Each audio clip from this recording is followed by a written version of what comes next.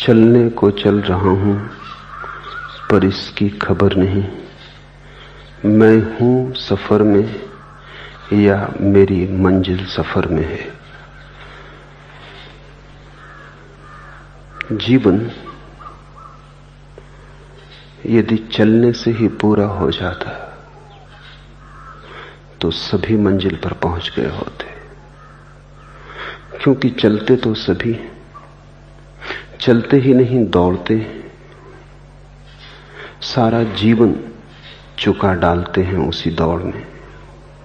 पर पहुंचता कभी कोई एकाध है, करोड़ों में, सदियों में। ये चलना कैसा जो पहुंचाता नहीं, ये जीना कैसा जिससे जीवन का स्वाद आता नहीं, ये होने का कैसा ढंग है न होने के बराबर। भटकना कहो इसे, चलना कहना ठीक नहीं। जब पहुंचना ही ना होता हो तो चलना कहना उचित नहीं है। मार्ग वही है जो मंजिल पे पहुंचा दे। चलने से ही कोई मार्ग नहीं होता, मंजिल पे पहुंचने से मार्ग होता है। पहुंचते केवल वे ही हैं जो जाग कर चलते। चलने में जिन्होंने जागने का गुण भी जोड़ लिया, उनका भटकाव बंद हो जाता है। और बड़े आश्चर्य की बात तो यही है कि जिन्होंने जागने को जोड़ दिया चलने में, उन्हें चलना भी नहीं पड़ता और पहुंच जाते, क्योंकि जागना ही मंजिल है। तो दो ढंग से जी सकते हो तुम। एक तो चलने का ही जीवन है, चलते रहने का। केवल थकान लगती है हाथ, राह की धूल लगती है हाथ, आदमी गिर जाता है आखिर में कब्र में मुंह के बल। उसे ही मंजिल मान लो तब बात और।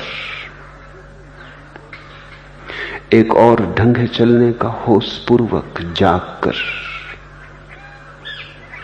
पैरों का उतना सवाल नहीं है जितना आंखों का सवाल है।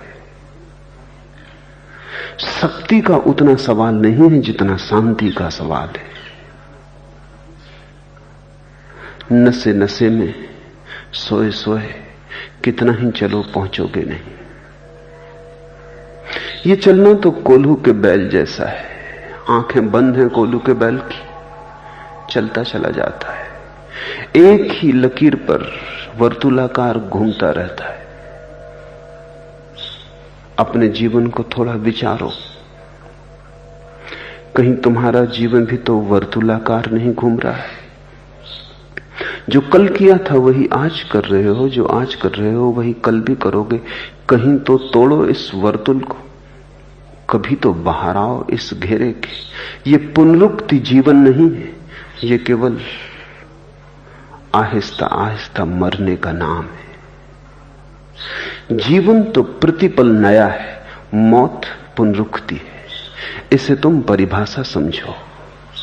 अगर तुम वही दोहरा रहे हो जो तुम पहले भी करते रहे हो, तो तुम जी नहीं रहे हो, तुम जीने का सिर्फ बहाना कर रहे हो। सिर्फ थोथी मुद्राएं हैं, जीवन नहीं। तुम जीने का नाटक कर रहे हो। जीना इतना सस्ता नहीं है। रोज सुबह उठते हो फिर वही शुरू हो जाता है, रोज सांझ सोते हो फिर वही अंत हो जाता है। कहीं से तोड़ो इस परिधि को, और इस परिधि को तोड़ने का एक ही उपाय है जो बुद्ध पुरुषों ने कहा है, आंख खोलो। कोल्हू का बैल चल पाता है एक ही चक्कर में, क्योंकि उसकी आंखें बंद कर दी गई हैं, उसे दिखाई नहीं पड़ता। तुम्हारी आंखें भी बंद हैं। चलने को चल रहा हूं पर इसकी खबर नहीं। मैं हूं सफर में या मेरी मंजिल सफर में, इतना भी पता नहीं है कि जिंदगी ही मंजिल है या ये जिंदगी कहीं पहुंचाती है? ये बस होना काफी है या इस होने से और एक बड़े होने का द्वार खुलने को है? मैं पर्याप्त हूं या केवल एक शुरुआत हूं? मैं अंत हूं या प्रारंभ हूं? मैं बीज हूं या वृक्ष हूं? तुम जो हो, अगर वो पर्याप्त होता तो तुम आनंदित होते, क्योंकि जहां भी पर्याप्त हो जाता है वहीं संतोष परितृप्ति आ जाती। जहां पर्याप्त हुए वहीं परितोष आ जाता है। तुम पर्याप्त तो नहीं हो, ये तुम्हारी बेचैनी कह देती है, तुम्हारे आंख की उदासी कहे जाती है, तुम्हारे प्राणों का दुख भरा स्वर गुनगुनाया जाता है। तुम पर्याप्त नहीं हो, कुछ खो रहा है, कुछ चूका जा रहा है, कुछ होना चाहिए जो नहीं है, उसकी रिक्त जगह तुम अनुभव करते हो। वही तो जीवन का संताप है। तो फिर ऐसे ही अगर रहे और इसी को दोहराते रहे, तब तो वो रिक्त जगह कभी भी ना भरेगी। तुम्हारा घर खाली रह जाएगा। जिसकी तुम प्रतीक्षा करते हो वो कभी आएगा नहीं। जागकर देखना जरूरी है। असली सवाल कहां जा रहे हो ये नहीं, असली सवाल किस मार्ग से जा रहे हो ये भी नहीं। असली सवाल यही है कि जो जा रहा है वो कौन है। जिसने अपने को पहचाना उसके कदम ठीक पड़ने लगे। अपनी पहचान से ही ठीक कदमों का जन्म होता है। जिसने अपने को न पहचाना वो कितने ही शास्त्र और कितने ही नक्शे और कितने ही सिद्धांत लेके चलता रहे, उसके पैर गलत ही पड़ते रहेंगे। वो तो एक ऐसा शराबी है जो नक्शा लेके चल रहा है। शराबी के खुद के पैर ही ठीक नहीं पड़ रहे हैं। शराबी के हाथ नक्शे का क्या उपयोग है? तुम्हारे हाथ में शास्त्रों का कोई उपयोग नहीं। तुम्हारे साथ शास्त्र भी कपेगा, डगमगाएगा। शास्त्र तुम्हें न ठहरा पाएगा, तुम्हारे कारण शास्त्र भी डगमगाएगा। तुम ठहर जाओ, शास्त्र की जरूरत ही नहीं। तुम्हारे ठहरने से ही शास्त्र का जन्म होता है, दृष्टि उपलब्ध होती है, दर्शन होता है। बुद्ध के ये सारे वचन सब तरफ से एक ही दिशा की तरफ इंगित करते हैं कि जागो, प्रमाद में मत डूबे रहो। अब प्रमाद तुम्हारे जीवन का आधार बने, आधारशिला बने। पूछते हैं बुद्ध, कौन इस पृथ्वी और देवताओं सहित इस यमलोक को जीतेगा? कौन कौन कुशल पुरुष फूल की भांति सुदर्शित धर्मपथ को चुनेगा? कौन? तुम तो कैसे चुनोगे जैसे तुम हो? चुनना तो तुम भी चाहते हो। कांटों से कौन बचना नहीं चाहता? फूलों को कौन आलिंगन नहीं कर लेना चाहता? सुख की आकांक्षा किसकी नहीं है? दुख से दूर हटने का भाव किसके मन में नहीं उठता? लेकिन बुद्ध पूछते हैं, कौन जीतेगा? कौन उपलब्ध होगा फूलों से भरे धर्म पथ को? तुम जैसे हो वैसे ना हो सकोगे। तुम सोए हो, तुम्हें खबर ही नहीं तुम कौन हो। फूल और कांटे का भेद तो तुम कैसे करोगे? सार असार को तुम कैसे अलग करोगे? सार्थक व्यर्थ को तुम कैसे छांटोगे? तुम सोए हो। तुम्हारे स्वप्नों में अगर तुमने फूल और कांटे अलग भी कर लिए तो जाग के तुम पाओगे दोनों खो गए। स्वप्ने के फूल और सपने के कांटों में कोई फर्क नहीं। इसलिए असली सवाल तुम्हारे जागने का है, उसके बाद ही निर्णय हो सकेगा। नींद में तुम मंदिर जाओ कि मस्जिद, सब बेकार। कुरान पढ़ो कि वेद, सब व्यर्थ। नींद में तुम बुद्ध पुरुषों को सुनते रहो, कुछ हल न होगा।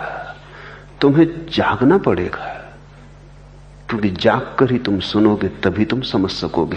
सुन लेना समझने के लिए काफी नहीं है। नींद अगर भीतर घिरी हो तो तुम्हारे कान सुनते भी रहेंगे और तुम ये मानते भी रहोगे कि मैं सुन रहा हूं, फिर भी तुमने कुछ सुना नहीं। तुम बहरे के बहरे रह गए, अंधे के अंधे रहे। तुम्हारे जीवन में कोई क्रांति उससे पैदा ना हो सकेगी। कौन इस पृथ्वी और देवताओं सहित इस यमलोक को जीतेगा? कौन कुशल पुरुष फूल की भांति सुदर्शित धर्मपथ को चुनेगा?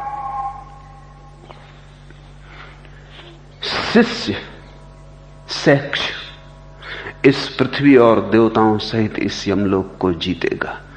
कुशल शैक्ष, कुशल शिष्य फूल की भांति सुदर्शित धर्मपथ को चुनेगा। शिष्य को समझना होगा। बुद्ध का जोर शिष्य पर उतना ही है जितना नानक का था, इसलिए नानक का पूरा धर्म ही सिख धर्म कहलाया, शिष्य का धर्म। सिख यानी शिष्य। सारा धर्म ही सीखने की कला है। तुम सोचते भी हो बहुत बार कि तुम सीखने को तैयार हो, लेकिन मुश्किल से कभी मुझे कोई व्यक्ति मिलता है जो सीखने को तैयार है, क्योंकि सीखने की शर्तें ही पूरी नहीं हो पाती। सीखने की पहली शर्त तो यह समझना है कि तुम जानते नहीं हो। अगर तुम्हें जरा सी भी भ्रांति है कि तुम जानते ही हो, तो तुम सीखोगे कैसे? सीखने के लिए जानना जरूरी है कि मैं अज्ञानी हूं। ज्ञान को निमंत्रण देने के लिए यह बुनियादी शर्त है। इसके पहले कि तुम पुकारो ज्ञान को, इसके पहले कि तुम अपना द्वार खोलो उसके लिए, तुम्हें बड़ी गहन विनम्रता में यह स्वीकार कर लेना होगा कि मैं नहीं जानता हूं। इसलिए पंडित शिष्य नहीं हो पाते, और दुनिया जितनी ही जानकार होती जाती है उतना ही शिष्यत्व खोता चला जाता है। पंडित जान ही नहीं सकता। ये बड़ी विरोधाभासी बात मालूम पड़ती है, क्योंकि हम तो सोचते हैं पंडित जानता है। पंडित अकेला है जो नहीं जान सकता। अज्ञानी जान ले भला, पंडित के जानने का कोई उपाय नहीं है, क्योंकि पंडित तो मान के बैठा है कि मैं जानता ही हूं। उसे वेद कंठस्थ है, उसे उपनिषदों के वचन याद है, उसे बुद्ध पुरुषों की गाथाएं शब्दसा स्मरण में, उसकी स्मृति भरी पूरी, और उसे भरोसा है कि मैं जानता हूं। जिसे भी यह ख्याल है मैं जानता हूं, वो कभी भी जान ना पाएगा, क्योंकि जगह चाहिए। तुम पहले से भरे हो, खाली होना जरूरी है। कौन है शिष्य? जिसे ये बात समझ में आ गई कि अब तक मैंने कुछ जाना नहीं। तुम्हें भी कभी कभी ये बात समझ में आती है, लेकिन तुम्हें इस तरह समझ में आती है कि सब न जाना हो, थोड़ा तो मैंने जाना है। वहीं धोखा हो जाता है। एक बात तुम्हें कह दूं, या तो जानना पूरा होता है या बिल्कुल नहीं होता, थोड़ा थोड़ा नहीं होता। या तो तुम जीते हो या मरते हो, या तो मरे या जिंदा। तुम ऐसा नहीं होते कि थोड़े थोड़े जिंदा। या तो तुम जागे या सोए, थोड़े थोड़े जागे थोड़े थोड़े सोए, ऐसा होता ही नहीं। अगर तुम थोड़े भी जागे हो तो तुम पूरे जागे हो। जागने के खंड नहीं किए जा सकते,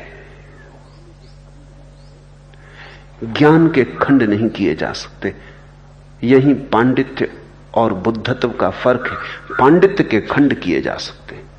तुमने पहली परीक्षा पास कर ली, दूसरी कर ली, तीसरी कर ली, बड़े पंडित होते चले गए। एक शास्त्र जाना, दूसरा जाना, तीसरा जाना, मात्रा बढ़ती चली गई। पांडित्य मात्रा में है, क्वांटिटी में। बुद्धत्व क्वालिटी में, मात्रा में नहीं, गुण में। बुद्धत्व होने का एक ढंग है, मात्र जानकारी की संख्या नहीं, जागने की एक प्रक्रिया है। इसे थोड़ा सोचो। सुबह जब तुम जाते हो, क्या तुम ये कह सकते हो कि अभी मैं थोड़ा थोड़ा जागा हूं? कौन कहेगा? इतना जानने के लिए भी कि मैं थोड़ा थोड़ा जागा हूं, पूरा जागना जरूरी है। जागने की मात्राएं नहीं होती। रात जब तुम सो जाते हो, क्या तुम कह सकते हो कि मैं थोड़ा थोड़ा सोया हूं? कौन कहेगा? जब तुम सो गए तो तुम सो गए, कौन कहेगा मैं थोड़ा थोड़ा सोया हूं? अगर तुम कहने को अभी भी मौजूद हो तो तुम सोए नहीं, तुम जागे हो। न तो जागना बांटा जा सकता, न सोना बांटा जा सकता, न जीवन बांटा जा सकता, न मौत बांटी जा सकती।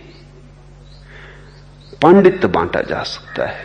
जो बांटा जा सकता है उसे तुम ज्ञान मत समझना।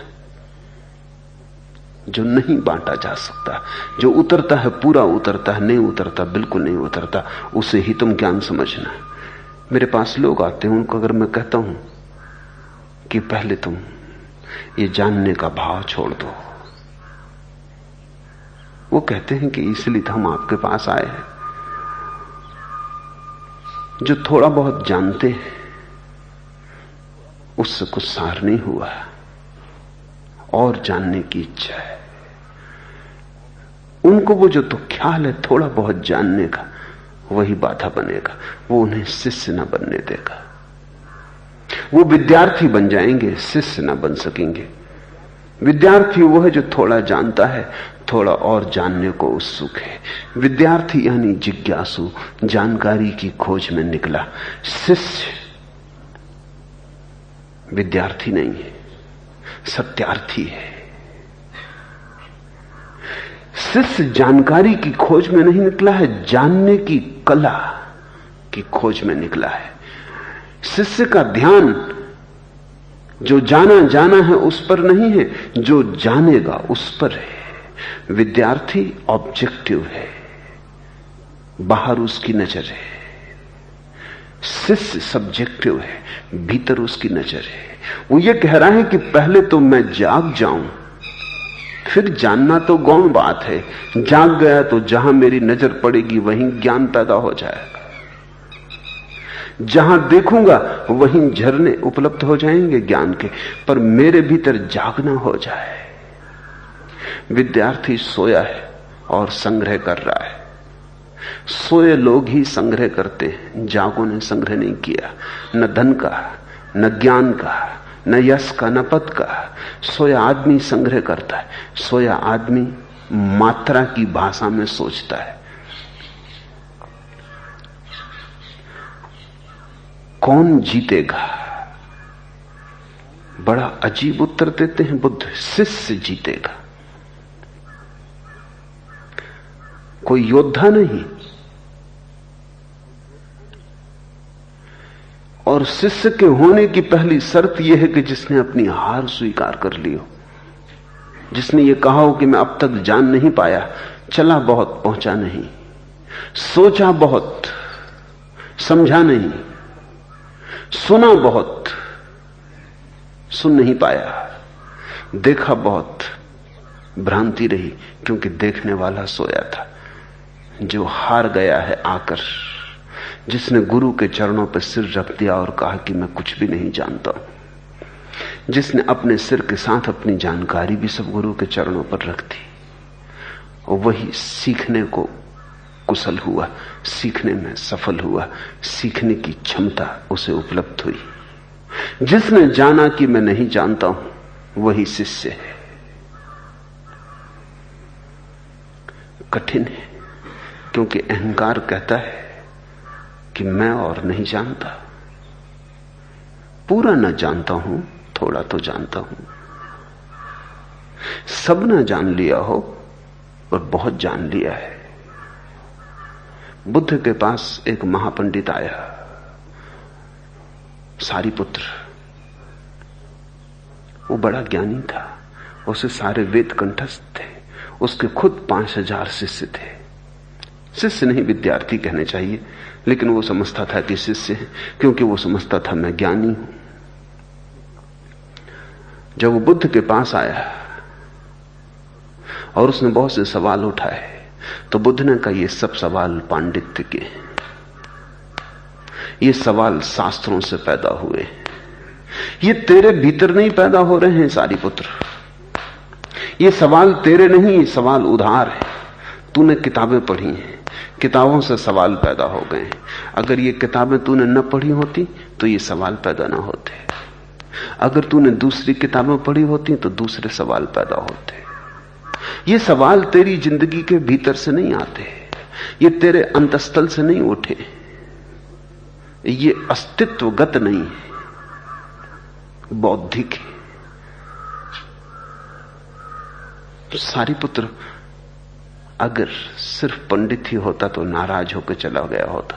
उसने आंखें झुकाई, उसने सोचा, उसने देखा कि बुद्ध जो कह रहे हैं उसमें तथ्य कितना है, और तथ्य पाया। उसने सिर उनके चरणों पर रख दिया। उसने कहा कि मैं अपने सवाल वापस ले लेता हूं। ठीक कहते हैं आप, ये सवाल मेरे नहीं, अब तक मैं इन्हें अपना मानता रहा, और जब सवाल ही अपना ना हो तो जवाब अपना कैसे मिलेगा। जब सवाल ही अभी अपने अंतरतम से नहीं उठा है तो जवाब अंतरतम तक कैसे जाएगा।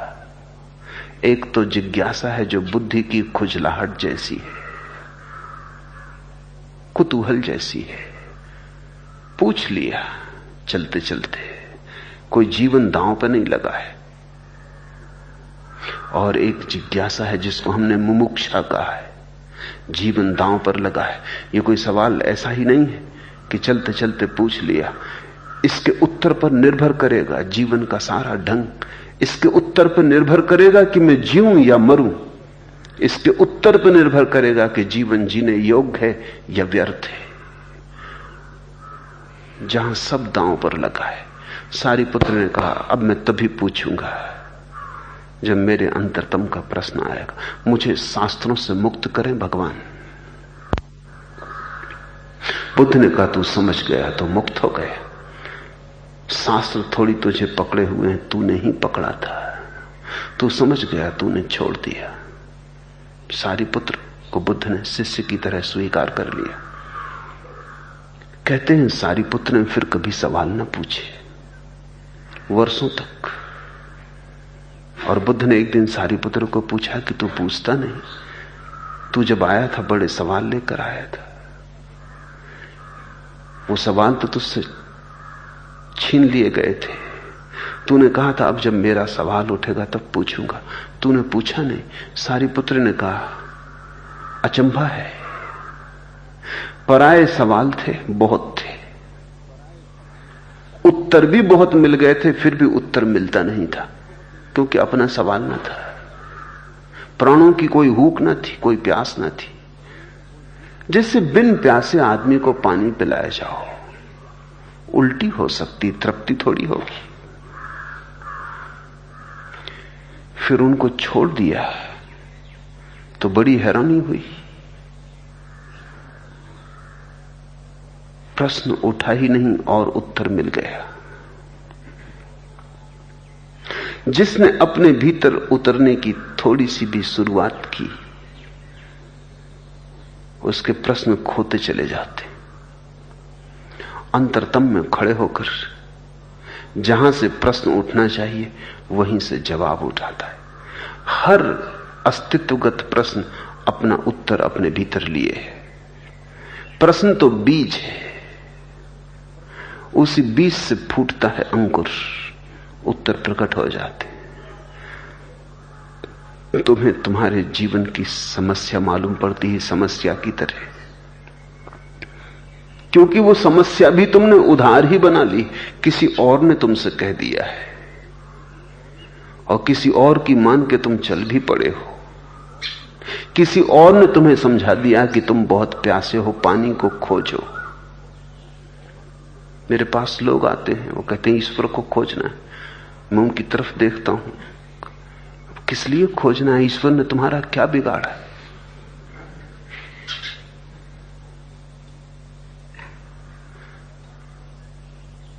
जरूरी खोजना है, निश्चित ही खोजना है।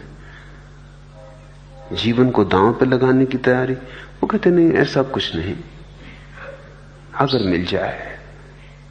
वैसे तो हमें पक्का भी नहीं कि है भी या नहीं। मैं उनसे पूछता हूं तुम्हें ठीक ठीक पक्का है कि तुम खोजने ही निकले हो? वो कहते हैं वो भी कुछ साफ नहीं, धुंधला धुंधला है। किस लिए खोज रहे हो ईश्वर को? सुन लिया है शब्द, शब्द पकड़ गया मन में। कोई और लोग भी खोज रहे हैं, तुम भी खोजने निकल पड़े हो। नहीं, ऐसे खोज नहीं होती सत्य की। शिष्य होने से खोज होती। पहले तो उधार ज्ञान छोड़ देना जरूरी है। उधार ज्ञान छोड़ते ही तुम ऐसे शांत और पवित्र हो जाते हो, कुंवारापन उतर आता है, सारी गंदगी हट जाती। कौन जीतेगा? कौन कुशल पुरुष फूल की भांति सुदर्शित धर्म पथ को चुनेगा? शिष्य इस पृथ्वी और देवताओं सहित इस यमलोक को जीतेगा, मृत्यु को भी जीत लेगा। लेकिन जीतने की कला है जानने की भ्रांति को छोड़ देना। पांडित्य को छोड़ते ही जीवन अपने रंग खोलने शुरू कर देता है। पांडित्य जैसे आंखों से बंधे पत्थर हैं, जिनकी वजह से पलकें खुल नहीं पाती, बोझिल हो गई। पांडित्य के हटते ही तुम फिर छोटे बच्चे की भांति हो जाते हो। शिष्य यानी फिर से तुम्हारा बालपन लौटा। जैसे छोटा बच्चा देखता है जगत को बिना जानकारी के। गुलाब के फूल को छोटा बच्चा भी देखता है, तुम भी देखते हो। तुम जब देखते हो तब तुम्हारे भीतर एक शब्द बनता है, गुलाब का फूल, या एक शब्द बनता है कि हां सुंदर है, या तुलना उठती कि पहले देखे थे फूल उतना ही सुंदर है, ज्यादा है या कम है। बात खत्म हो जाती। थोड़े से शब्दों का भीतर शोरगुल होता है और उस शब्दों के शोरगुल में जीवित फूल खो जाता। एक छोटा बच्चा भी गुलाब के फूल को देखता है। अभी उसे पता ही नहीं कि ये गुलाब है कि कमल है कि चमेली की जूही। अभी नाम उसे याद नहीं, अभी ज्ञान की उस पर कृपा नहीं हुई, अभी शिक्षकों ने उसे बिगाड़ा नहीं, अभी सौभाग्यशाली है, शिक्षा का जहर उस पर गिरा नहीं। अभी वो सिर्फ देखता है। अभी तुलना भी नहीं उठती, क्योंकि तुलना के लिए भी नाम सीख लेना जरूरी है। अतीत में भी उसने फूल देखे होंगे, उनको फूल भी नहीं कह सकता। रंगों का एक जागता हुआ अनुभव था, रंग भी नहीं कह सकता। शब्द तो उसके पास नहीं है। सीधा फूल को देखता है, बीच में कोई दीवार खड़ी नहीं होती, कोई शब्द जाल नहीं बनता, कोई तुलना नहीं उठती। सीधे फूल से हृदय का मिलन होता है। फूल के साथ एक तादात्म्य बनता है। फूल में डूबता है, फूल उसमें डूबता है। छोटा बच्चा एक डुबकी लगा लेता है फूल के अस्तित्व में। फूल अपने सारे सौंदर्य को उसके चारों तरफ बिखरा देता है, अपनी सारी सुगंध लुटा देता है। छोटे बच्चे का जो अनुभव है गुलाब के फूल के पास, वो तुम लाख तरसो तब तक तुम्हें न हो सकेगा, जब तक तुम फिर से बच्चे न हो जाओ। जीसस ने कहा है, मेरे प्रभु के राज्य के वे ही अधिकारी होंगे जो छोटे बच्चों की भांति हैं, छोटे छोटे बच्चों की भांति सरल है। शिष्य का यही अर्थ है कि जो फिर से सीखने को तैयार है, जो कहता है अब तक जो सीखा था बेकार पाया, अब मैं फिर से द्वार पर खड़ा हूं अपने हृदय की झोली को भरने को। अब कूड़ा करकट से नहीं भरना है, अब जानकारी से नहीं भरना है, अब होश को मांगने आया हूं। विद्यार्थी ज्ञान मांगने आता है, शिष्य होश मांगने आता है। विद्यार्थी कहता और जानकारी चाहिए, शिष्य कहता है जानकारी को क्या करेंगे, अभी जानने वाला ही मौजूद नहीं, जानने वाला चाहिए। कुशल शिष्य फूल की भांति सुदर्शित धर्म पथ को चुनेगा, और जिसने जीवन का थोड़ा सा भी स्वाद लेना शुरू कर दिया, जिसके भीतर होश की किरण पैदा हुई, होश का चिराग जला, अब उसे दिखाई पड़ने लगेगा कहां कांटे हैं कहां फूल है। तुम्हें लोग समझाते हैं बुरा काम मत करो, तुम्हें लोग समझाते हैं पाप मत करो, तुम्हें लोग समझाते हैं अनीति मत करो, बेईमानी मत करो, झूठ मत बोलो। मैं तुम्हें नहीं समझाता, मैं तुम्हें समझाता हूं चिराग को जलाओ। अन्यथा पहचानेगा कौन कि क्या अनीति है क्या नीति? कौन जानेगा कहां कांटे हैं कहां फूल है? तुम अभी मौजूद ही नहीं हो। रास्ता कहां है, भटकाव कहां है, तुम कैसे जानोगे? तुम अगर दूसरों की मान के चलते भी रहे तो तुम ऐसी होगे जैसे अंधा अंधों को चलाता रहे। न उन्हें पता है, न उनके आगे जो अंधे खड़े उन्हें पता है। अंधों की एक कतार लगी, वेद और शास्त्रों के ज्ञाताओं की कतार लगी, और अंधे एक दूसरे को पकड़े हुए चले जा रहे हैं। किस बात को तुम कहते हो नीति, किस बात को तुम कहते हो धर्म? कैसे तुम जानते हो? तुम्हारे पास कसौटी क्या है? तुम कैसे पहचानते हो क्या सोना है क्या पीतल है? दोनों पीले दिखाई पड़ते हैं। हां, दूसरे कहते हैं ये सोना है तो मान लेते हो। दूसरों की कब तक मानते रहोगे? दूसरों के मान के तो ऐसी गति हुई है, ऐसी दुर्गति हुई है। धर्म कहता है दूसरों की नहीं माननी है, अपने भीतर उसको जगाना है, जिसके द्वारा जानना शुरू हो जाता है और मानने की कोई जरूरत नहीं रह जाती। चिराग जलाओ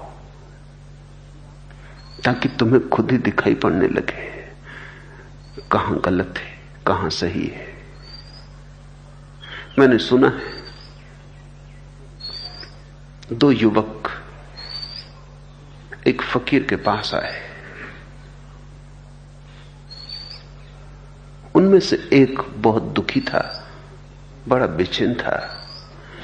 दूसरा ऐसा कुछ खास बेचैन नहीं था, प्रतीत होता था मित्र के साथ चला आया। पहले ने कहा, हम बड़े परेशान हैं, हमसे बड़े भयंकर पाप हो गए, उनसे छुटकारे का और प्रायश्चित का कोई मार्ग बताओ। उस फकीर ने पहले से पूछा कि तू अपने पापों के संबंध में कुछ बोल। तो उसने कहा, ज्यादा मैंने पाप नहीं किए, मगर एक बहुत जघन्य अपराध किया है और उसका बोझ मेरी छाती पर एक चट्टान की तरह रखा है।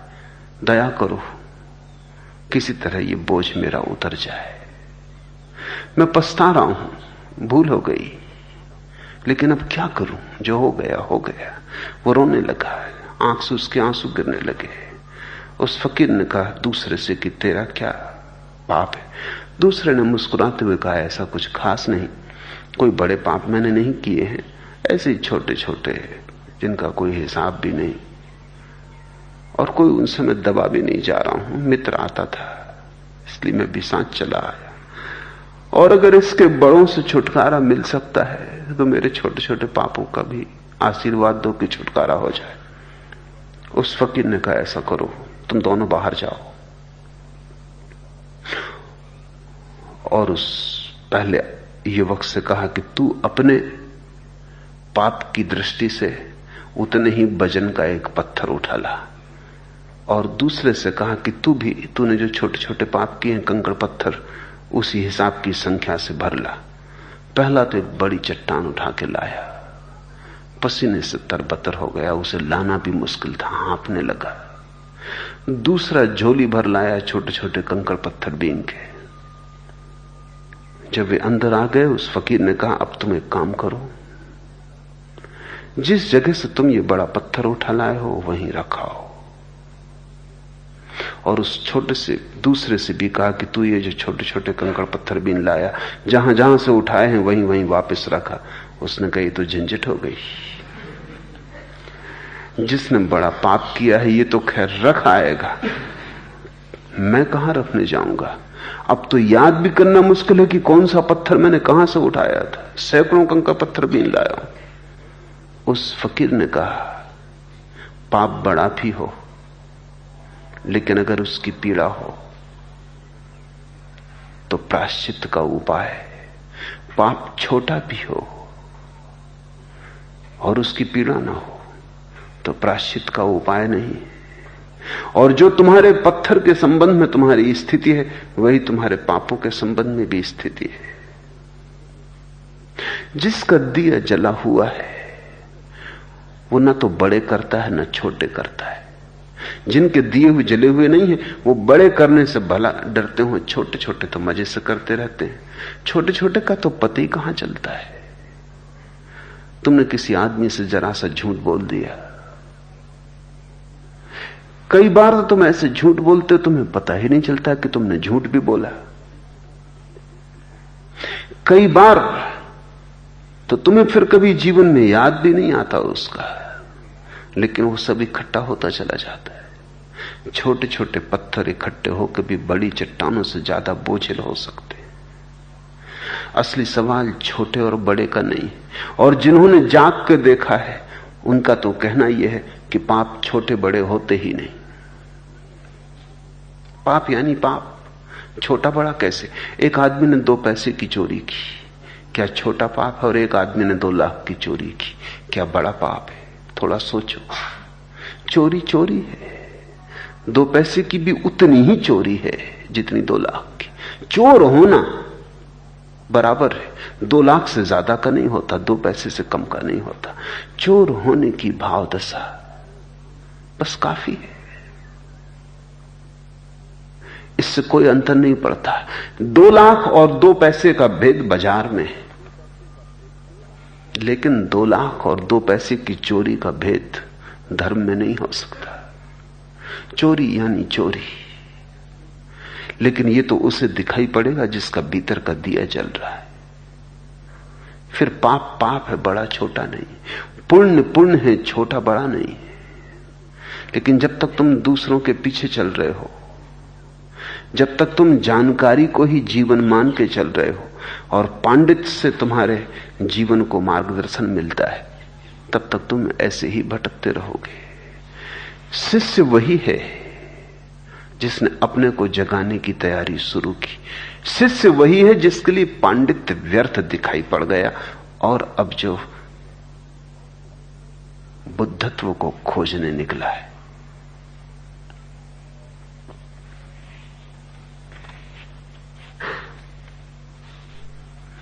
और जैसे ही तुम्हारे जीवन में एक क्रांति घटित होती है, शिष्यत्व की संभावना बढ़ती है, बड़े अंतर पड़ने शुरू हो जाते, तब तुम और ही ढंग से सुनते हो,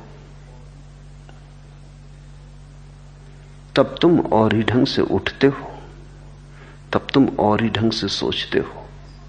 तब जीवन की सारी प्रक्रियाओं का एक ही केंद्र हो जाता है कि कैसे जागूं, कैसे ये नींद टूटे, कैसे ये कटघरा पुनरुक्ति का मिटे और मैं बाहर आ जाऊं। तब तुम्हारा सारा उपक्रम एक ही दिशा में समर्पित हो जाता है। शिष्य का जीवन एक समर्पित जीवन है। उसके जीवन में एक ही अभिप्सा है, सब द्वारों से वो एक ही उपलब्धि के लिए चेष्टा करता, द्वार खटखटाता है कि मैं कैसे जाग जाऊं। और जिसके जीवन में ऐसी अभिप्सा पैदा हो जाती है कि मैं कैसे जाग जाऊं, उसे कौन रोक सकेगा जागने से? उसे कोई शक्ति रोक नहीं सकती, वो जाग ही जाएगा। आज चाहे जागने की आकांक्षा बड़ी मध्यम मालूम पड़ती हो, लेकिन बूंद बूंद गिर के जैसे चट्टान टूट जाती है, ऐसी बूंद बूंद आकांक्षा जागने की तंद्रा को तोड़ देती। तंद्रा कितनी ही प्राचीन हो और कितनी ही मजबूत हो, इससे कोई भेद नहीं पड़ता।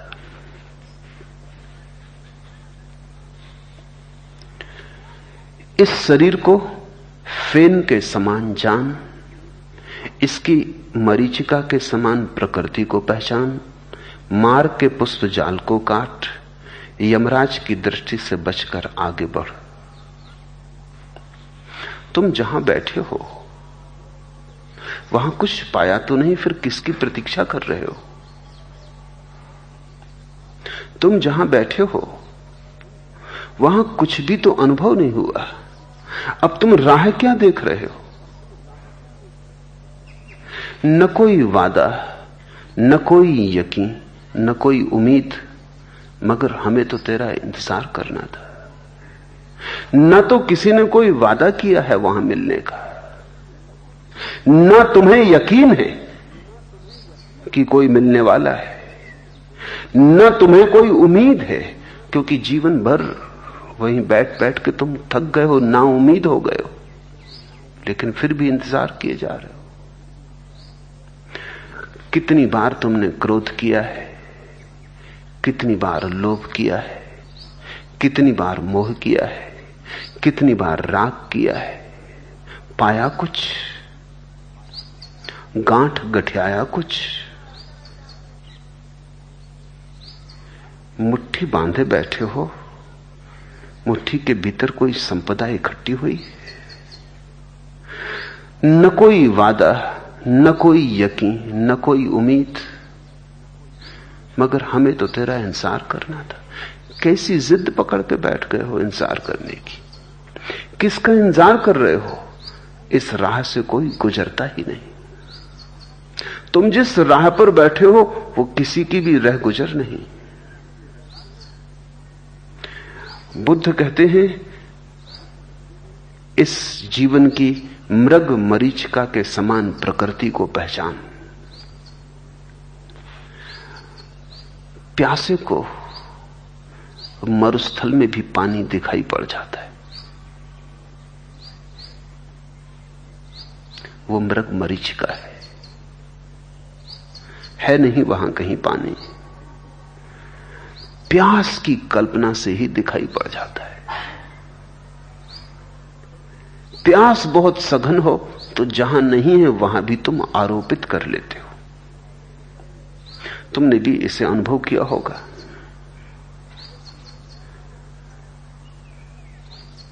तुम्हारे भीतर जो चीज बहुत ज्यादा सघन होकर पीड़ा दे रही है, जिसे तुम खोज रहे हो, वो दिखाई पड़ने लगती। कभी तुम किसी की राह देख रहे हो, घर के अंदर बैठे, कोई परिजन आ रहा है, कोई मित्र आ रहा है, प्रेसी या प्रेमी आ रहा है, पत्ता भी खड़कता है तो ऐसा लगता है कि उसके पैर की आवाज सुनाई पड़ गई, फिर उठ के देखते हो। पोस्टमैन द्वार पर आके खड़ा हो जाता तो समझते हो कि प्रेमी आ गया। प्रसन्न होकर धड़कती छाती से द्वार खोलते हो।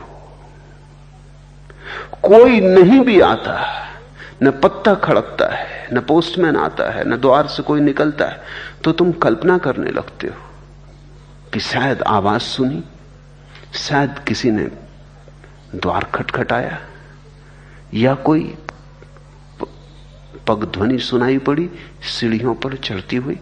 भाग के पहुंचते हो, कोई भी नहीं, न कोई वादा, न कोई यकीन, न कोई उम्मीद, मगर तुम कल्पना किए चले जाते हो। मृग मरीचिका का अर्थ है जहां नहीं है वहां देख लेना।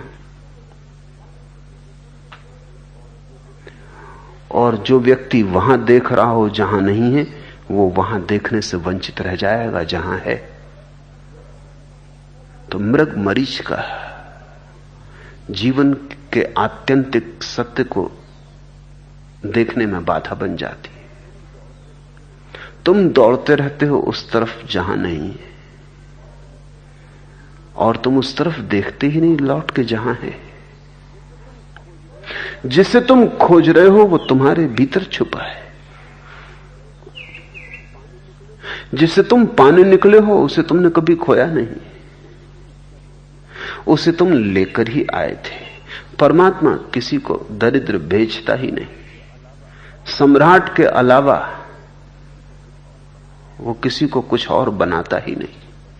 फिर भिखमंगे तुम बन जाते हो, वो तुम्हारी ही कुशलता है, वो तुम्हारी ही कला है। तुम्हारी मौज। परमात्मा तुम्हें इतनी स्वतंत्रता देता है कि तुम अगर भिखमंगे भी होना चाहो तो उसमें भी बाधा नहीं डालता।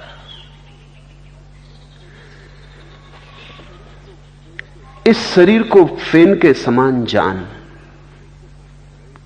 शिष्य को कह रहे हैं ये बात बुद्ध, विद्यार्थी को नहीं। विद्यार्थी से बुद्धों का कोई मिलना ही नहीं होता, केवल शिष्यों से जो वस्तुतः आतुर है और जिनकी जीवन एक लपट बन गई है, एक खोज, और जो सब कुर्बान करने को राजी हैं, जिन्हें जीवन में ऐसी कोई बात दिखाई ही नहीं पड़ती जिसके लिए रुके रहने की कोई जरूरत हो, जो अज्ञात की तरफ जाने को तत्पर है, जो ज्ञान को छोड़कर अज्ञान को स्वीकार किए, केवल वे ही ज्ञात से मुक्त होते हैं और अज्ञात में उनका प्रवेश होता है। उनसे ही बुद्ध कह रहे हैं इस शरीर को फेन के समान जान।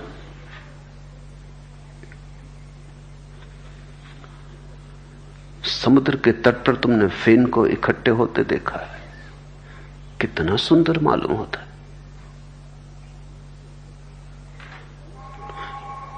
दूर से अगर देखा हो तो बड़ा आकर्षक लगता है।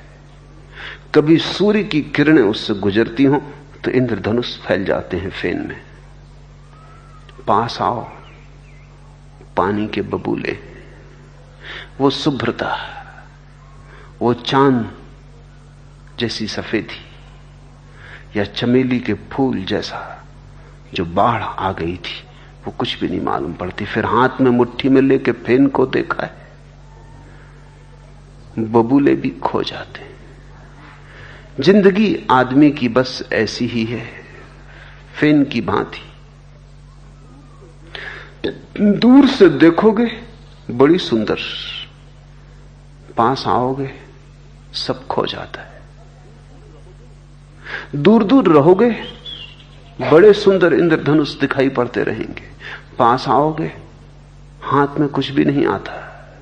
सुनते हैं चमन को माली ने फूलों का कफन पहनाया है। दूर से फूल दिखाई पड़ते हैं, पास आओ कफन हो जाता। जिसको तुम जिंदगी कहते हो दूर से जिंदगी मालूम होती, पास आओ मौत हो जाती। सुनते हैं चमन को माली ने फूलों का कफन पहनाया है। चारों तरफ जहां जहां तुम्हें फूल दिखाई पड़े, जरा गौर से पास जाना, हर फूल में छिपा हुआ कांटा तुम पाओगे। हर फूल चुभेगा। हां, दूर से ही देखते रहो तो भ्रांति बनी रहती, पास जाने से भ्रांतियां टूट जाती। दूर के ढोल सुहावने मालूम होते, दूर से सभी चीजें सुंदर मालूम होती। तुमने कभी ख्याल किया दिन में चीजें उतनी सुंदर नहीं मालूम पड़ती जितनी रात की चांदनी में मालूम पड़ती। चांदनी एक तिलिस्म फैला देती, क्योंकि चांदनी एक धुंधलका दे देती। वैसे ही आंखें नहीं है, वैसे ही अंधापन है। चांदनी और आंखों को धुएं से भर देती। जो चीजें दिन में साधारण दिखाई पड़ती हैं, वे भी रात में सुंदर होकर दिखाई पड़ने लगती। जितना तुम्हारी आंखों में धुंध होता है, उतने ही जीवन का फेन बहुमूल्य मालूम होने लगता है। हीरे जवाहरात दिखाई पड़ने लगते हैं।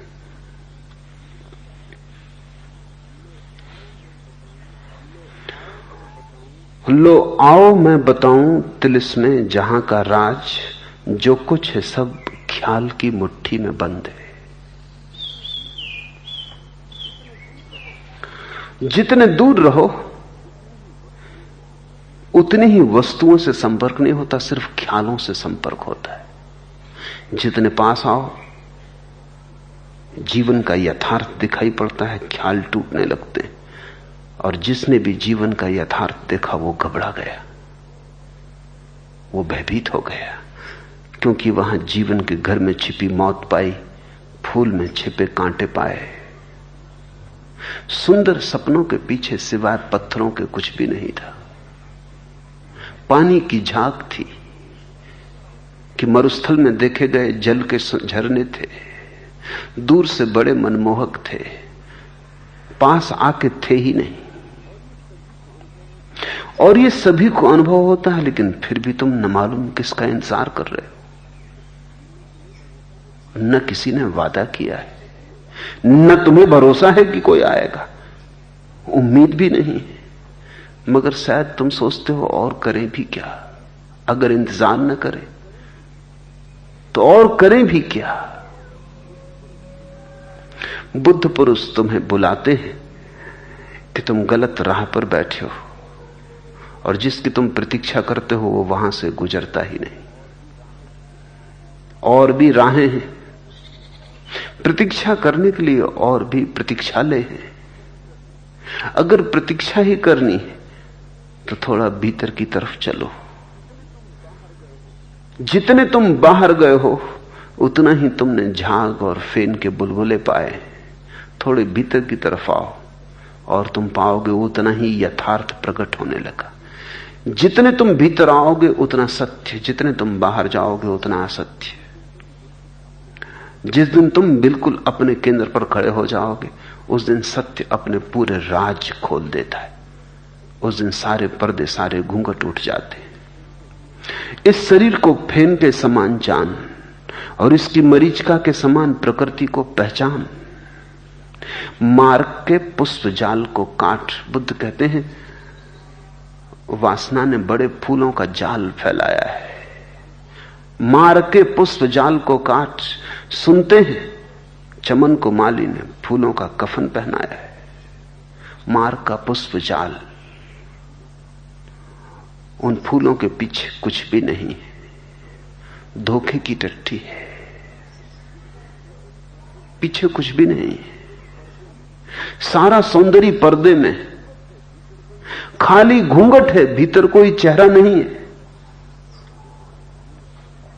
लेकिन घूंघट को जब तक तुम खोलोगे ना और भीतर की रिक्तता का पता ना चलेगा तब तक तुम जागोगे ना। कई बार तुमने घूंघट भी खोल लिए हैं, एक घूंघट के भीतर तुमने कोई ना पाया तो भी तुम्हें समझ नहीं आती, तब तुम दूसरा घूंघट खोलने में लग जाते हो। एक मुट्ठी झाग झाग सिद्ध हो गई तो मन कहे चला जाता है सारी ही झाग थोड़ी झाग होगी। एक घूंघट व्यर्थ हुआ, दूसरे घूंघट में खोज लेंगे। ऐसा जन्मों जन्मों से घूंघट उठाने का क्रम चल रहा है। किसी घूंघट में कभी किसी को नहीं पाया, सब घूंघट खाली थे। तुमने कभी किसी में किसी को पाया? पति में कुछ पाया, पत्नी में कुछ पाया, मित्र में कुछ पाया, सगे साथी में कुछ पाया? यह सिर्फ घूंघट था। नहीं मिलता है, कोई नहीं मिलता है वहां। लेकिन मन की आशा कहती यहां नहीं मिला तो कहीं और मिल जाएगा। इस झरने में पानी सिद्ध नहीं हुआ, फिर दूर और झरना दिखाई पड़ने लगता। तुम कब जागोगे इस सत्य से कि झरने तुम कल्पित करते हो, कहीं कोई नहीं है। तुम्हारे अतिरिक्त सब अयथार्थ है, तुम्हारे अतिरिक्त सब माया है।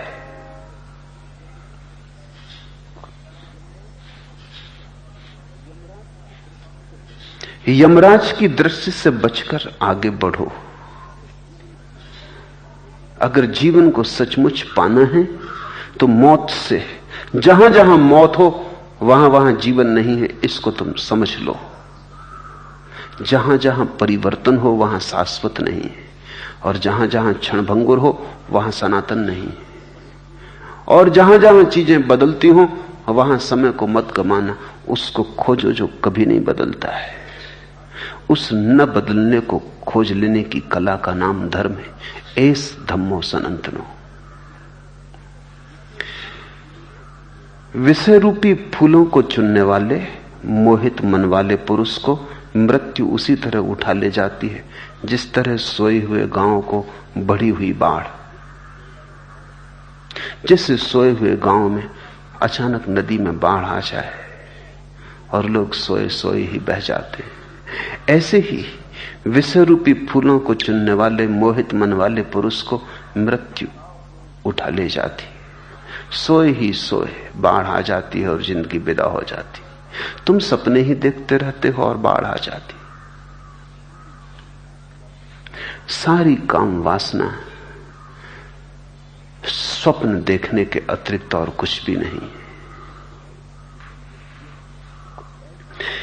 यह ऐस के बंदे सोते रहे, फिर जागे भी तो क्या जागे।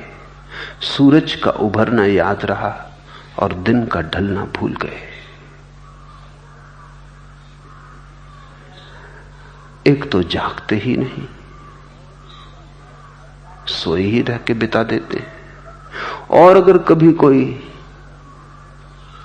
सोचता भी है कि जाग गया, तो सोचता ही है कि जाग गया। वो भी जागना जैसे सपने में ही जागना है। सूरज का उभरना याद रहा और दिन का ढलना भूल गए। तो लोग अपने जन्मदिन को याद रखते, मृत्यु दिन की कौन चर्चा करता है।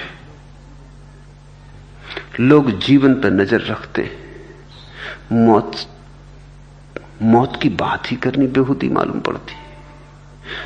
अगर किसी से पूछो कि कब मरोगे तो वो नाराज हो जाता। मरोगे कि नहीं तो फिर दोबारा तुम्हें कभी मिलेगा ही नहीं, वो तुम्हें दुश्मन समझ लेगा। पूछा कुछ गलत न था, जो होने ही वाला था वही पूछा था। लेकिन मौत की लोग बात भी नहीं करना चाहते। बात से भी भय लगता है। फिर भी मौत तो है, उस तथ्य को इंकार न कर सकोगे। किसी भांति उस तथ्य को स्वीकार करो तो शायद इस जीवन से जागने की क्षमता आ जाए। जिसने भी मृत्यु को स्वीकार किया वो देखेगा मृत्यु कभी आती है, ऐसा थोड़ी रोज हम मर रहे हैं। अभी आती है, अभी आ रही है, अभी घट रही है। ऐसा थोड़ी कि कभी 70 साल के बाद घटेगी। रोज रोज घटती है, 70 साल में पूरी हो जाती। जन्म के साथ ही मौत का सिलसिला शुरू होता है, मरने के साथ पूरा होता है। लंबी प्रक्रिया है। मृत्यु कोई घटना नहीं है, प्रक्रिया है। पूरे जीवन पे फैली है। जैसे झील पर लहरें फैली हों, ऐसी जीवन पर मौत फैली है। अगर तुम मौत को छिपाते हो, ढांकते हो, बचते हो, तो तुम जीवन के सत्य को ना देख पाओगे। जिसे तुम जीवन कहते हो, इस जीवन का सत्य तो मृत्यु है। सूरज का उभरना याद रहा और दिन का ढलना भूल गए। सूरज उग चुका है, ढलने में ज्यादा देर ना लगेगी। जो उग चुका वो ढल ही चुका। जो उग गया है वो ढलने के मार्ग पर है। सुबह का सूरज सांझ का सूरज बनने की चेष्टा में संलग्न है। सांझ दूर नहीं है अगर सुबह हो गई। जब सुबह ही हो गई तो सांझ कितनी दूर हो सकती है। जिसको तुम भर जवानी कहते हो, वो केवल आधे दिन का पूरा हो जाना है, आधी सांझ का आ जाना है। जवानी आधी मौत है। लेकिन कौन याद रखता है? जो याद रख लगे वही शिष्य है। मौत ही इंसान की दुश्मन नहीं, जिंदगी भी जान लेकर जाएगी। मौत ही इंसान की दुश्मन नहीं, जिंदगी भी जान लेकर जाएगी। मौत को दुश्मन मत समझना। जिसे तुम जिंदगी कहते हो वो मौत ही है, वो भी जान लेकर जाएगी। फूलों को चुनने वाले मोहित मन वाले पुरुष को मृत्यु उसी तरह उठा ले जाती है जिस तरह सोए हुए गांव को बढ़ी हुई बाढ़। तू हविस में दुनिया की जिंदगी मिटा बैठा, भूल हो गई गाफिल, जिंदगी ही दुनिया थी। तू हविस में दुनिया की जिंदगी मिटा बैठा, दुनिया को पाने की चेष्टा में। वो जो जीवन था उसे तूने मिटा दिया और दुनिया के पाने की चेष्टा को ही तूने जिंदगी समझी। वो जिंदगी ना थी। भूल हो गई गाफिल, सोए हुए आदमी भूल हो गई, जिंदगी ही दुनिया थी। इसे थोड़ा समझ लो। जिसे तुम दुनिया कहते हो, तुम्हारे बाहर जो फैलाव है उसे जिंदगी मत समझ लेना। अगर उस बाहर की दुनिया को ही इकट्ठा करने में लगे रहे तो असली जिंदगी गंवा दोगे।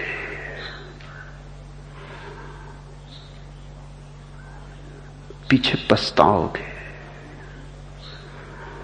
समय बीत जाएगा और रोओगे, फिर शायद कुछ कर भी ना सकोगे। अभी कुछ किया जा सकता है, मरते क्षण में शायद अधिकतम लोगों को यह समझ आती है तू हविस में दुनिया की जिंदगी गंवा बैठा है। मरते वक्त अधिक लोगों को यह ख्याल आना शुरू हो जाता है, भूल हो गई, गाफिल, जिंदगी ही दुनिया थी। लेकिन तब समय नहीं बचता। मरते मरते दिखाई पड़ना शुरू होता है कि महल जो बनाए, धन जो इकट्ठा किया, साम्राज्य जो फैलाए, भूल हो गई, गाफिल, जिंदगी ही दुनिया थी। भीतर की जिंदगी को जान लेते तो दुनिया को पा लेते, बाहर की दुनिया को पाने में लग गए, भीतर की जिंदगी गंवा दी। बाहर और भीतर में उतना ही फर्क है जितना सत्य में और स्वप्न में। बाहर है स्वप्न का जाल, भीतर है साक्षी का निवास। जो दिखाई पड़ता है उस पर ध्यान मत दो, जो देखता है उस पर ध्यान दो। जो भोगा जाता है उस पर ध्यान मत दो, जो भोगता है उस पर ध्यान दो। आंख की फिक्र मत करो, आंख के पीछे जो खड़ा देखता है उसकी फिक्र करो।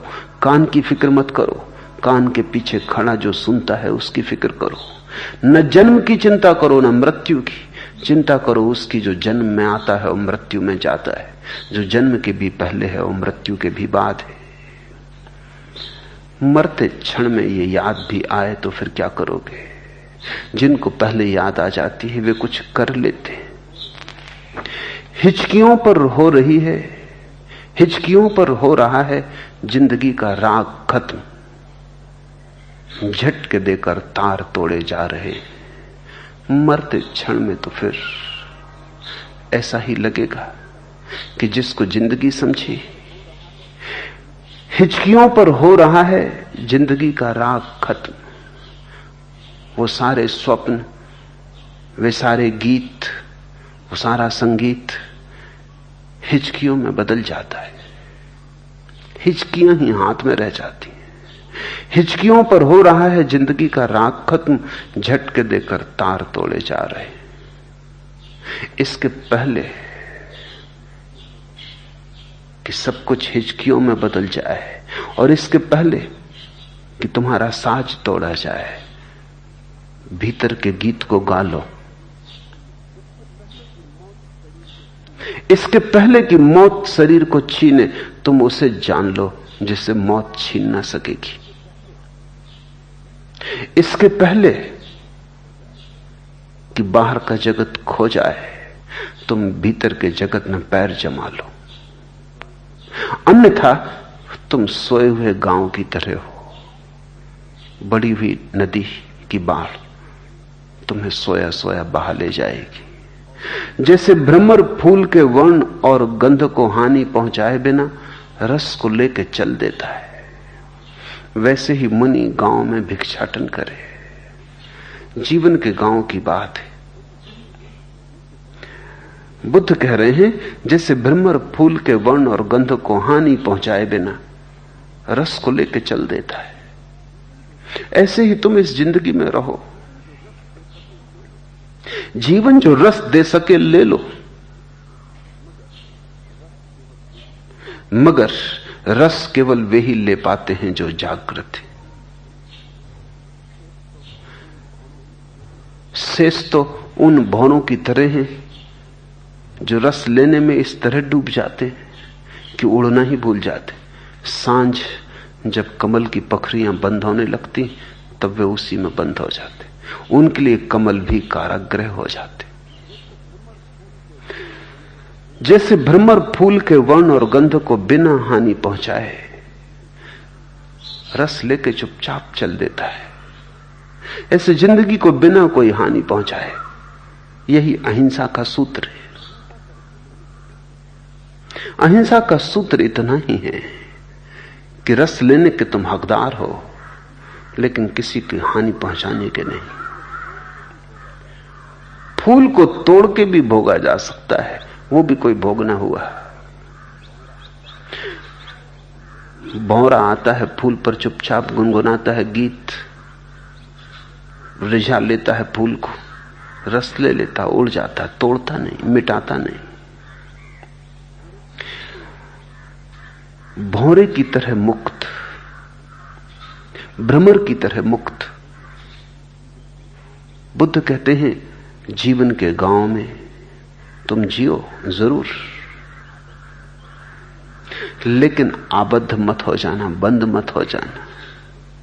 हमारी हालत तो बड़ी उल्टी है, इससे ठीक उल्टी। बुद्ध कहते हैं दुनिया में रहना, लेकिन दुनिया के मत हो जाना। बुद्ध कहते हैं दुनिया में रहना, लेकिन हमारी हालत से ठीक उल्टी है।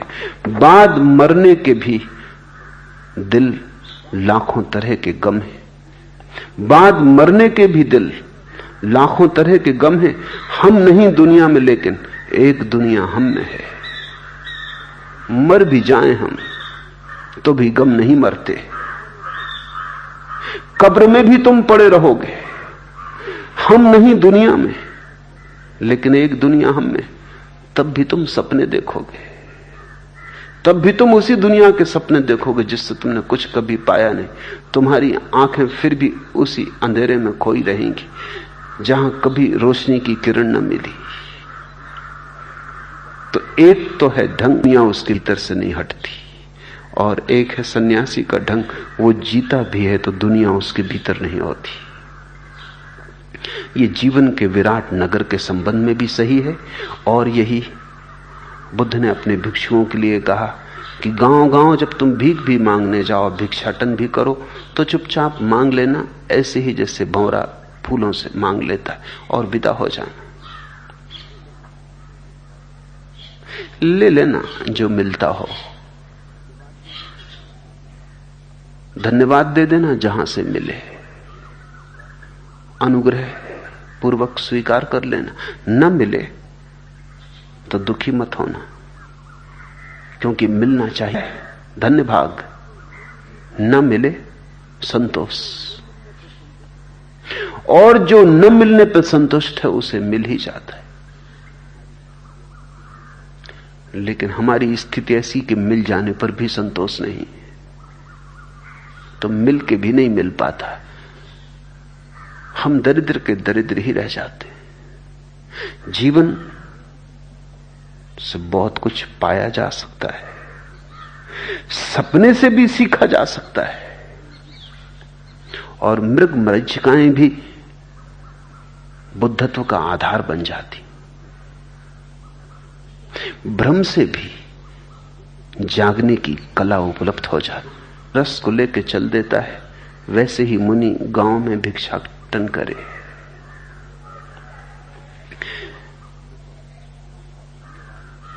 न तो संसार का सवाल है, न संसार को छोड़ने का सवाल है, क्योंकि जो तुम्हारा है ही नहीं उसे तुम छोड़ोगे कैसे। इतने भर जानने की बात है कि हम यहां मेहमान से ज्यादा नहीं। जब तुम किसी के घर मेहमान होते हो, जाते वक्त तुम ऐसा थोड़ी कहते हो कि अब सारा घर तुम्हारे लिए छोड़े जाते, त्याग किए जाते। मेहमान का यहां कुछ है ही नहीं। घर में ठहरने का सौभाग्य मिल गया, धन्यवाद। अपना कुछ है नहीं, छोड़ेंगे क्या। इसलिए त्यागी वही है जिसने ये जान लिया कि हमारा कुछ भी नहीं, वह नहीं जिसने छोड़ा, क्योंकि जिसने छोड़ा उसे तो अभी भी ख्याल है कि अपना था, छोड़ा। अपना हो तो ही छोड़ा जा सकता है, अपना हो ही ना तो छोड़ना कैसा है। इसलिए मैं तुमसे कहता हूं, छोड़ने की भ्रांति में मत पड़ना, क्योंकि वो पकड़ने की ही भ्रांति का हिस्सा है। तुम तो पकड़ने की भ्रांति को ही समझ लेना, अपना कुछ भी नहीं। अभी नहीं थे तुम, अभी हो, अभी फिर नहीं हो जाओगे। इस संसार को भीतर घर मत बनाने देना। तुम संसार में रहना, लेकिन संसार तुम में न रह पाए। गुजरना पानी से, लेकिन पैर भीगे नहीं। जीना, लेकिन भंवरे की तरह किसी को हानि न पहुंचे। जैसे भ्रमर फूल के वर्ण और गंध को हानि पहुंचाए बिना रस को लेके चल देता है। क्या रस है? किस रस की बात कर रहे हैं बुद्ध? समझा दूं, क्योंकि डर है कि तुम कुछ गलत ना समझ लो। बुद्ध किस रस की बात कर रहे हैं? किस भंवरे की बात कर रहे हैं? तुम जिन्हें सुख कहते हो उनकी बात नहीं कर, वही रस है। क्योंकि जिसने वो जान लिया, उसके लिए महारस के द्वार खुल गए। तो जीवन के हर फूल से और जीवन की हर घटना से, जन्म हो कि मृत्यु, और जीवन की हर प्रक्रिया से तुम एक ही रस को खोजते रहना और चुनते रहना। हर अवस्था तुम्हें जगाने का कारण बन जाए, निमित्त बन जाए। घर हो कि गृहस्थी, बाजार हो कि दुकान, कोई भी चीज तुम्हें सुलाने का बहाना न बने, जगाने का बहाना बन जाए। तो तुमने रस ले लिया। मरने के पहले अगर तुमने इतना जान लिया, उनको महाजीवन को जान लिया, तो तुमने रस ले लिया। तो तुम यूं ही न भटके, तो तुमने ऐसी ही गर्द गुबार न खाई, तो रास्ते पे तुम चले ही नहीं, पहुंचे भी। तब तुम अचानक हैरान होगे, चकित होगे कि जिसे तुम खोजते फिरते थे वो तुम्हारे भीतर था।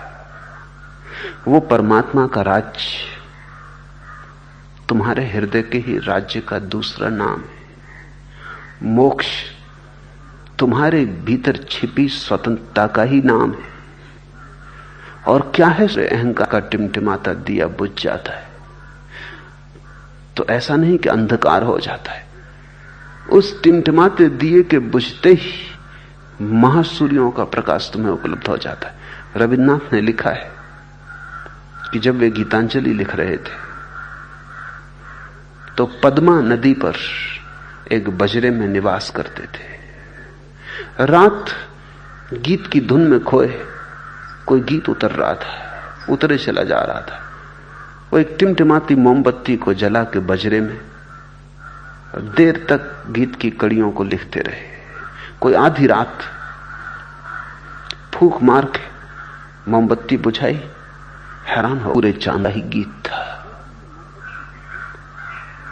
जैसे ही मोमबत्ती बुझी कि बजरे की उस छोटी सी कोठरी में सब तरफ से सूरज, सब तरफ से चांद की किरणें भीतर आ गई।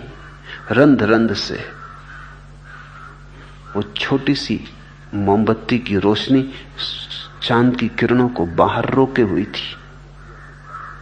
तुमने कभी ख्याल किया, कमरे में दिया जलता हो तो चांद भीतर नहीं आता, फिर दिया फूंक मार के बुझा दिया, चांद बरस पड़ा भीतर, बाढ़ की तरह सब तरफ से आ गया।